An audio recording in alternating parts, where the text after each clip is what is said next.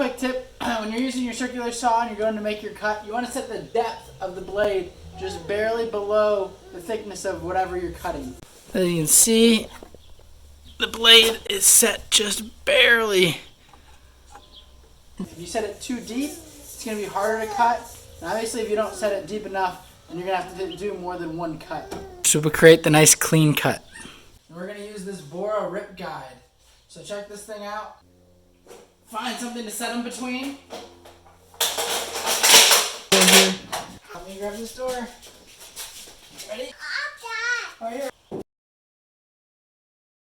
Bora Rip Guide is one of my new favorite toys. It's super easy to use and makes cutting and ripping boards so much faster.